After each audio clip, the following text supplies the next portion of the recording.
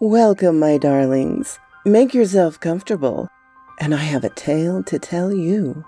If you enjoy it, please be sure to hit the like button, subscribe, and leave me a comment. I always enjoy your comments. Now, let us begin.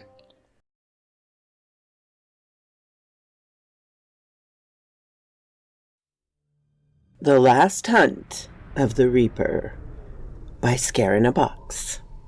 They walked in without a care in the world. I acted relaxed, hiding my eagerness, forcing my face to appear bored. The bell above the door rang as it closed, and a group of 4 teenagers entered, 3 girls, 1 boy.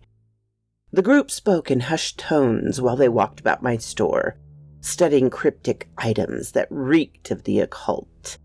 Though people were often attracted to forces they were unable to grasp, those who did go ahead with ritualistic requirements of my items were few. My store was perfect to attract those few, however. One of the girls approached the desk to talk to me. "Excuse me." I feigned interest. "Yes, young maiden? How may I be of assistance?" "Do you know anything about Ouija boards?" "I know all there is to know about them. Youngsters like you tend to poke fun at such objects." The girl's friends, accordingly, snickered at the back of the store. Yet those who play with it rarely repeat the experience. And there are those, of course, who aren't lucky enough to be able to repeat it. The girl mulled this over. "Why do you sell it at your store, then?" I smiled. If I told her the truth, she would think me a joker and not go through with the ritual. So I lied. These items that directly connect to places better left unknown. If one were to destroy said items, one would find oneself in the darkest tangles of destiny.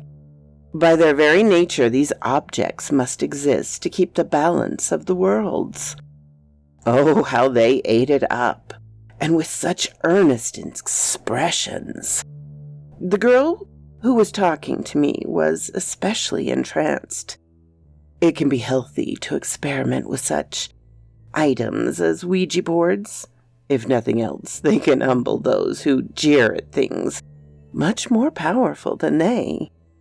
I eyed the girl's friends. "So you're saying you'd rather curse other people than be cursed yourself for the greater good?" the girl asked. I nodded. "You catch on quick." The girl handed me the Ouija box, and I passed it on the scanner. "What are you planning to do with this?" "Contact someone dear." The girl shrugged. "A boy from our school was killed in an abandoned warehouse north of the town. We want to see if his spirit still lingers." "Spooky stuff." The girl laughed. "Very spooky stuff." "Hey, pal," the boyfriend of hers said in an overly aggressive tone. "Yes, pal," I replied. Boys like this were always the first to crumble at the sight of a threat. Their wills were weak, their minds feeble, susceptible to the tiniest divergence from their authority. Most humans were, but some more than others. "That board ain't cursed now, is it?" I spun the board in my hands. I undid the small strip of tape and opened the box, showing it to them. "This, my youngsters, is but cardboard and wood and a little bit of glass. This ain't cursed. But you are doing the cursing. If I had to give you one piece of advice, I'd tell you to leave this board and everything that has something to do with it alone." "What now? Are you going to sell us herbs to cast away evils?" And the boy laughed. I pointed at patches of herbs on the back of the store. "I could. Do you want some?" "I do advise you to take them." "Just buy the Ouija board, Mary," the boy said, half laughing and walking out of the store. I decided then that one would be the first to go. The girl Mary smiled at me politely and said, "I'm sorry for them." "I'm sorry for them as well," and shrugged it off. Mary paid, and I handed her the box, wishing her the rest of a good day. Just as she reached the door, I called back, "Miss?" "Yes," she said. "Here, I've got something you might want to take." "Oh, I'm all out of money." "That's all right. It's a special offer. I like to treat my polite customers well." And I smiled. I've got to be careful with my smiles. I have turned people away through its supposed wrongness. Mary felt none of it, however, and returned to my desk. The girl was so honest, so naive. I had to hold myself from sprawling laughter. I pretended to search the shelves behind me, held out my hand, and materialized the necklace. The amulet. My blessed gift. I showed it to the girl. The amulet was a simple cord with a small metal raven attached to it. It looked Masonic and rural, a perfect concoction. "This," I said, "is called the Blessed Raven. This is an ancient amulet worn by Celtic priests when they battled evil spirits. The amulet by itself is made of simple materials, but I had a bunch of them blessed in Tibet. They should protect you. Shall anything bad happen?" "Anything bad?" I shrugged again. "Spirits are temperamental. The realm beyond is tricky, so it's good to be prepared." She held out her hand. "Do you accept the amulet?" "Sure." I closed my hand around it. "Do you accept it?" "Yes, gosh, I accept it." I felt the bond forming and I smiled again. This time, the girl recoiled, even if unconsciously. "Thank you." She exited the store in a rush. Falling back on my seat, I let out a sigh of relief and chuckled. Once again, they'd fallen for the blessed gift, like raindrops in a storm. I've achieved a lot over the years. I was proud of my kills, proud of my hunts. For today, or very near today, I would celebrate with a feast. They'd never see the demon before I was at their throats. Demons do not appear out of nowhere, nor is their existence something lawless that ignores the rules of the natural world. Our existence is very much premeditated, necessary even if we are few and our work is not substantial enough to change the tides of history. Rumor of us keep humanity in line. We do not eat humans. Some of us do, but not because we need it for nourishment. We hunt, and it is the killing that sustains us. Our bodies turn the act into energy. Sweet, sweet energy and merriment. Our means of hunting and preparing the prey also vary. Each of us has very constricting contracts which won't let us do as we please. For us to be hunters, we need to be strong and fast and, above all, intelligent. These traits are not easily given. They must be earned, negotiated. They must be exchanged. I, Ager Amon, operate in a very quaint manner. I am bestowed with a capable body, though I cannot hunt my every prey. For each group I go after, one member must survive. Hence the amulet, the blessed gift. A gift for the human who survives, and a cursed nuisance for me. I must offer the amulet to a human, and the human must accept it and wear it. This chosen one will be completely and utterly physically immune to me, from the moment he puts on the amulet to the moment death comes knocking. This may cause hiccups during a hunt. If I hunt in populated areas, the amulet human might escape and get help. and I will be powerless to stop them. Imprisoning them is considered an attack, and as such I cannot stop them from leaving. For my own survival, my hunts must take place where no help can be reached. Most importantly, the amulet human is to be my weakness. A single touch from them would burn my skin. A punch would break my bones. A single wound could become fatal. I am a monster to humanity, but these few humans are monsters to me. Nonetheless, they pose me no danger. I'm careful in selecting them. They must be the weak links of the group, the naive souls, those who will either be too afraid to face me, or those too sick to get me. I felt them. I felt the blessed girl getting away. I could sense its direction, its speed, the heartbeat of the girl who wore it. I know when she took the amulet off to inspect it, and then put it back on. I know what she thought as she thought it, and I know what she felt, uncomfortable all the time, as if something was watching her. It was. I was. Even after this hunt was over, even after she threw the amulet off, there would be a burn mark shaped like a raven on her chest. I would never be able to touch or hurt her, and I wouldn't need to. I would disappear, only returning when it was time to plan my next hunt, years hence. I wish I could still feel those who were saved by the blessed girl. Did they hate me? Fear me? Somehow they had ended up revering me as a force of nature. There was one I'd like to meet again. I'll never forget those eyes. She'd been a little girl, and if still alive, she'd be but a withered crone now. Her health had been lamentable then, so I doubt she's lived this long.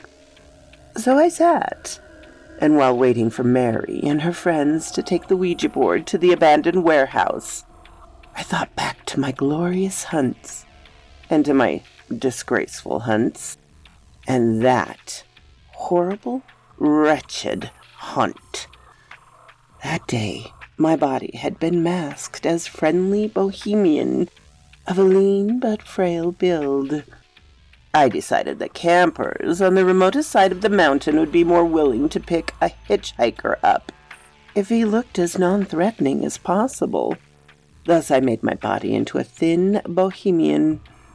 I could always bulk it up later. The first traveler that picked me up was a pleasant couple with a child. As a rule, I never went after couples. First, because hunting a single person was unsatisfactory, and secondly, because the amulet member of the couple would be greatly inclined to hunt me down in vengeance. Though that wasn't a worry I normally had. With so many campers going around, I was sure I'd find another group. I caught 2 more rides until I found the perfect people. I ended up coming across a batch of young adults and teenagers having a picnic below a viewpoint, and 2 of the youngsters were in wheelchairs. The girl in the wheelchair had a visible handicap on her left leg, while the boy was pale and sickly.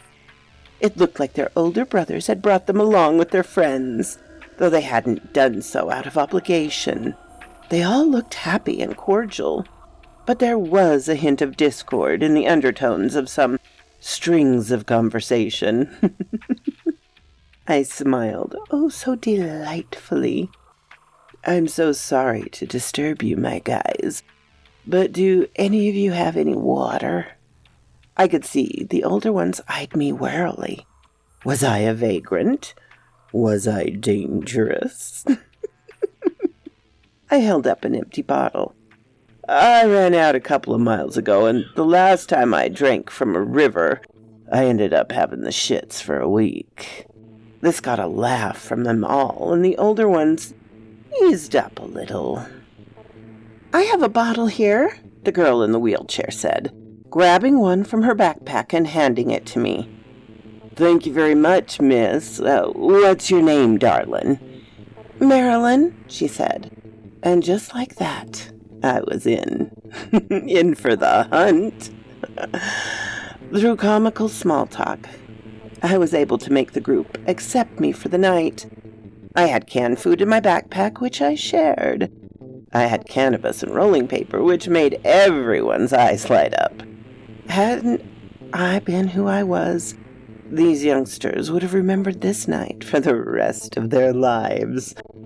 Only Marilyn and the boy in the wheelchair eyed me warily. "You okay?" I asked. She looked away. "Mm-hmm." I had to earn her good graces. She was weak and her health seemed frail. She'd be a good fit to wear the blessed gift. "You don't seem okay." "My lungs," she said. "They're not great. Asthma." I nodded as if I perfectly understood the ailment, as if it had brought me, or a dear one, to suffering as well. "You know, when I was—" "Hey, Marilyn!" one of the teenagers said. He was tall and buff and looked much like Marilyn. "Leave the man alone!" Marilyn's eyes turned back to her feet. "That's all right, man," I said. "She's cool." The boy looked at me as if I was some alien who had no concept of human culture. "Cool, you say?" He wore a jeering grin. "Sure thing." After engaging in an uninteresting conversation with Marilyn, who appeared to be greatly immersed in what she was saying, I got up to go to the bathroom because the time seemed appropriate, sociologically speaking. I don't use the bathroom. I used the opportunity to spy on the group from afar, to observe their interactions. As soon as I was out of earshot, of human earshot, that is, the group turned on Marilyn and the sickly boy. "God, Marilyn, you're so lame. You never speak with us, and you're speaking with that bum," the oldest boy said. "You never let me speak," she protested. The girl next to the boy, who looked like his girlfriend, slapped his arm and says, "Don't be nasty to your sister."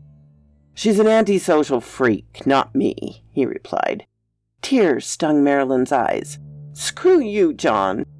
The scene went on a while longer, a time I used to plan the next part of the hunt.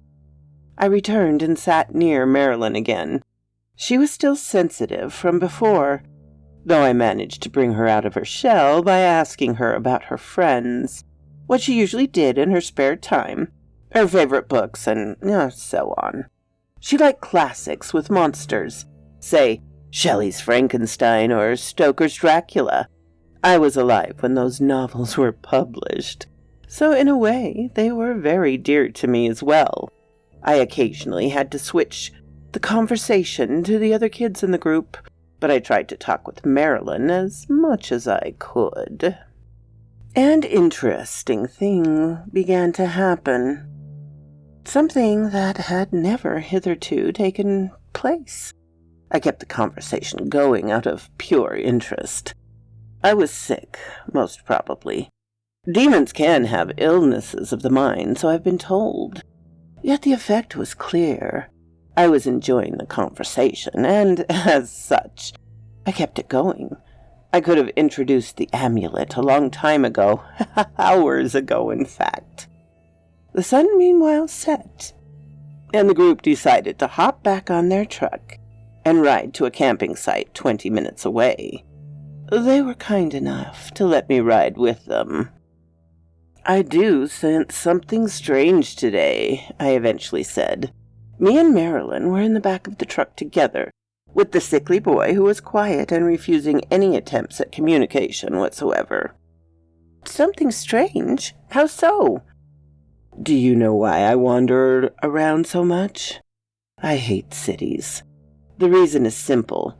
If you can believe it, I can feel bad things.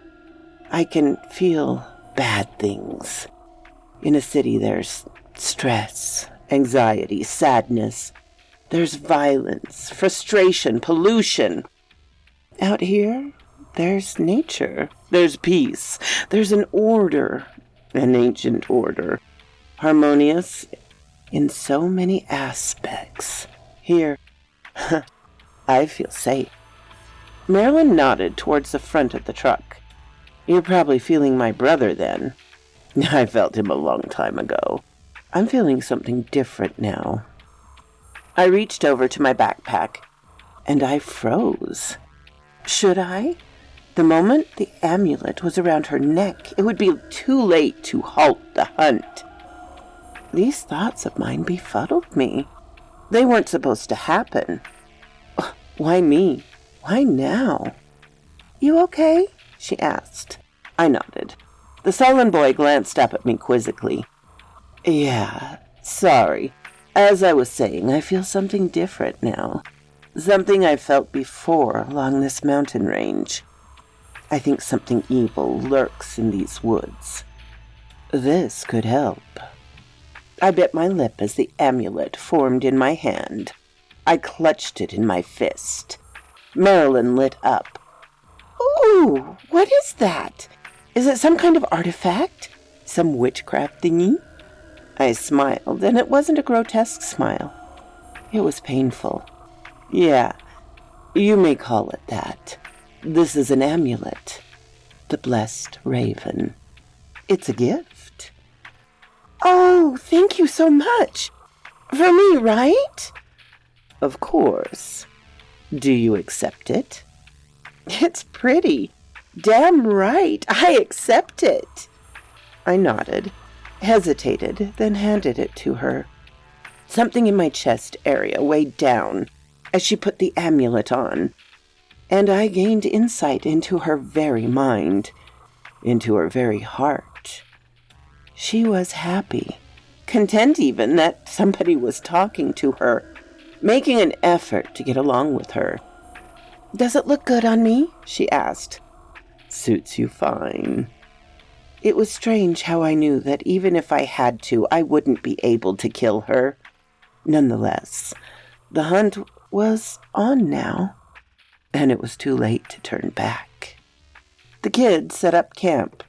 I helped. I also helped Marilyn down the truck. Slowly my thoughts turned to mush midway as I thought them. The sickly boy kept studying me as if he had already guessed what I was. Even if he cried wolf, what good would it do? Destiny was already set in stone. You keep spacing out, Marilyn told me. I'm tired, and the woods are really beautiful around here. Marilyn nodded. But also dark. A little too dark, if you ask me. Marilyn's brother lit up a fire. I had to surround it with stones as embers kept threatening to light the grass on fire. This forest would have no option but to witness evil today. Let it at least not see fire. The group naturally came to rest around the fireplace, stabbing marshmallows and crackers with a stick and holding them up to the fire. It was a chilly but pleasant night. Have you ever heard of the midsummer ghost? A boy said. And so it started.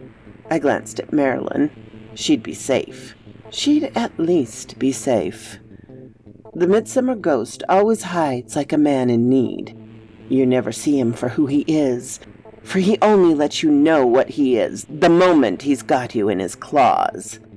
Oh, this was too fitting. God was playing tricks on me. Legend says he was a little boy who was abandoned in the woods by parents who hated him, all because he was deformed and broken. It is said the boy never died, that he was taken by the woods and became part of them. He asked for help, as help was never given to him in life. If it is denied ever again, the midsummer ghost will slice and put your entrails and dress himself in them. The kids were silent. I began to let go of this human form. What was I doing? Why wasn't there a way to stop this? But there was, and it would cost me my life. The sullen boy in the wheelchair moaned, grabbed and shook the wheels, then raised a finger at me. One by one, everyone at the fire looked at his hand, then turned their head at where he was pointing. Turned to face me. I wasn't smiling. I was no longer myself. Marilyn was the last to look at me. Her eyes watered as my skin came apart to reveal my hard and thick fur, swaying as if I was underwater. Her brother screamed. The others all followed. All except Marilyn. Above fear and horror, above disgust, Marilyn felt disappointment. I wanted to end the hunt then and there, but I couldn't. If I stopped now, it would be my life on the line. "Why?" Marilyn croaked. I lunged. I attacked her brother first, went for his throat, saw his blood, made dark by the light of the fire, seeping into the leaves and grass. My body finally finished cracking out of its fake human cocoon, and I was free. There were few sensations as pleasant as the soft, earthly wind caressing the claws at the end of my tentacles, caressing the thousands of small tendrils emerging out of my mouth. My true form felt the freest, and yet I wanted nothing more than to return to my human shape. Marilyn was white as snow, the expression on her face that of a ghost who had long left its host body. She was seeing a monster, a gigantic shrimp of black fur and eldritch biology, a sight reserved for books and nightmares. Marilyn turned her wheelchair and sped into the darkness of the trees. The entire group scattered, in fact yelling for help, leaving me alone by the fire. I looked at it, empty, aghast at what I'd always been. I stomped the fire until there was nothing left but glowing coal. I ran after the two girls who were always next to Marilyn's brother. Though their bodies were pumping with adrenaline, running faster than what would have otherwise been considered normal, I got up to them with barely wasting a breath. Thus worked the wonders of my body. I crumpled the head of one against the trunk of a tree, then robbed the heart out of the other. With each death, my body became lighter, healthier. The hunt was feeding me, making me whole again. And I was emptier than ever. One by one, the group was lost to me. One by one, they crumpled to my claws. I tried to kill them before they got a chance to fully look at me. I didn't want to be the last thing they saw in this wretched existence. Lastly, I came before the sullen boy. He moaned and was afraid. He sensed me from the start, and still he was doomed. Those closest to death often have that skill, though it is a skill that rarely saves them. "I'm sorry," I said. "Stop!" a trembling voice said from behind me. Marilyn. I glanced back and saw a petrified girl clutching a kitchen knife. She hadn't run away. She had gone to the truck to find a weapon. Foolish girl. "I cannot," I said. "I am sorry, Marilyn, but I must do what I must do. I am bound by rules as ancient as the dawn. You showed me things. I thank you for that, but I will not stop. I cannot stop." I raised one of my claws. "Please stop." She sobbed and pushed the wheels on her chair with all her might. I brought my claws clean through the boy's skull. His soul vanished instantly. I felt crippling despair emanate from Marilyn, a pain so hellacious my lungs failed to pull air in.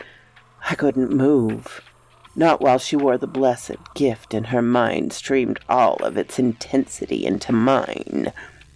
The knife in her hand plunged into my back. Pain. An entire universe threatened to pour out of me. The agony of countless people I'd thrown to death's precipice threatened to overwhelm my existence. Above my physical ailment was only Marilyn's pain. It took centuries worth of stored energy just to keep myself from passing out. She removed the knife. It clattered to the ground. Remorse. All her anger and fear turned into simple, mundane remorse. "I am sorry, little one," I whispered.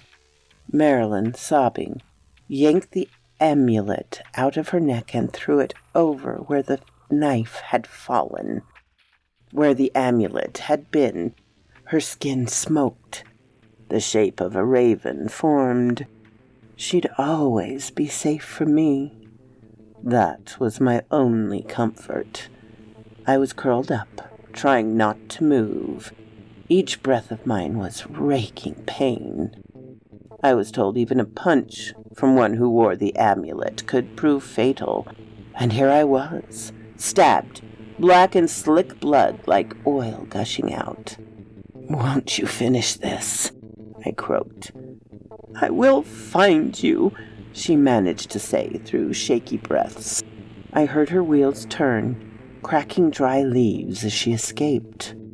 The only human to ever touch me disappeared into the moonless night, into the embrace of the forest. My head was filled with visions of Marilyn as I walked to the warehouse. There was something odd happening with Mary, the girl who bought the Ouija board. I felt the usual fear and anxiety, yet there was something strange in her emotions, as if they were thin, as if they were veiled. I scouted the perimeter around the warehouse, spied through the windows. I saw the 4 teenagers moving the eyepiece over the letters on the board, laughing with their nerves on edge. The little fools. I smiled. I went to the front door, let go of my human skin, and waited until my true body came to light. The sun was nearly set, the sky bathed in those purple tones of dusk. It was the perfect hour for my hunt. I opened the doors, entered and closed them hard enough to make sure my prey would hear their way out closing. I set a chain around the door handles, and I froze. The girl sporting my blessed gift ceased being scared at once.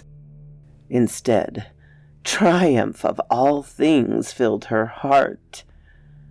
Oh no, I had walked into a trap. "So you've come again, Agaramon," a familiar voice said to me.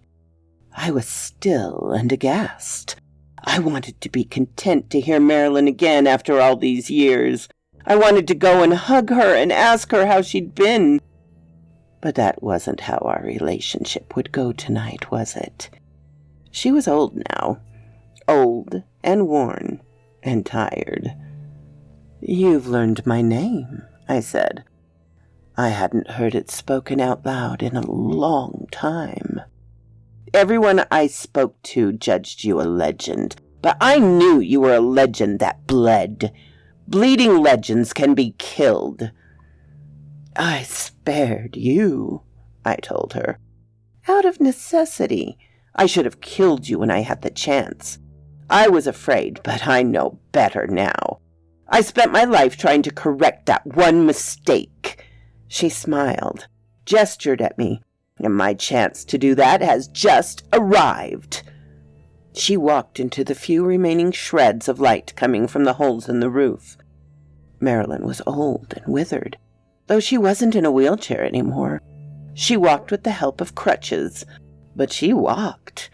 She had a weapon held towards me. It was a kitchen knife. "Everyone," she said, "you can come out." Mary walked over to Marilyn. Other people sauntered in from the shadows, all holding weapons. Blades, knives, bats, axes, everything. All showed the burned raven mark below their necks. I recognized each and every single one of them. They were people I had permitted to live while forcing them to be aware of their loved ones' deaths. I smiled, finding glee I hadn't known I had. At last, I was the one being hunted.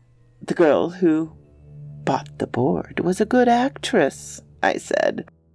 My grandkid, Marilyn explained. I trained Mary well. You were hard to find, and I was sure you'd be harder to catch. Hopping from town to town, always changing appearances. You were a ghost. A rather interesting ghost, an old man said from my side. I remembered him. He was a historian whose colleagues I had hunted during an expedition. I found you in documents centuries old. You once struck up a friendship with a monk who studied you. I nodded. I had. That man had been a lot like Marilyn. He gave you a name after your physiology. Agar-Ammon. How many innocents have you killed since then? Hundreds? Thousands? Too many, was my answer. Do what you must. I did what I had to do, so I won't apologize. You know I can't attack you, but that doesn't mean I can't wear you down or run. I turned to rush to the door, but there was a young woman there with a raven mark below her neck. She held a pitchfork. It's no use, Marilyn said. We each had our weapons blessed. I spent decades studying you.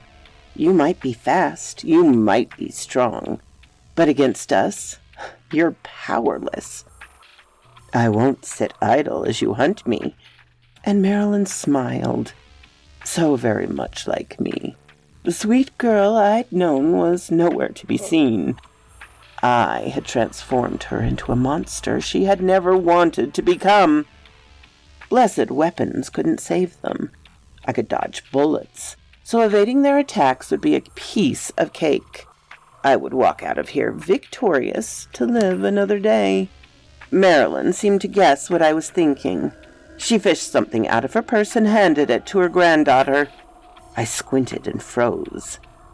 It was one of my hairs, a short knife, and a vial of thick, black oil. My blood. Don't look so scared now, Agar-Ammon. You must know what this is. Surely you know what will happen if you try to hurt a wearer of the blessed raven. I sprinted, jumped up on the wall, and tried to climb out of a window. Bullets flew and ricocheted all around me. I was forced to retreat. Back down. Damn it! Marilyn put the hair on the knife and emptied the vial of blood over it. She handed it to Mary, who got on her knees, put her hand on the ground, and raised her knife above it. Triumph. Such strong triumph emanated from that girl. You killed so many. I know this was your nature, but it was a corrupt nature, Marilyn said. If it had been anyone else, I wouldn't have cared. But this was Marilyn. I was unable to doubt the rightness of those words. There are others like me.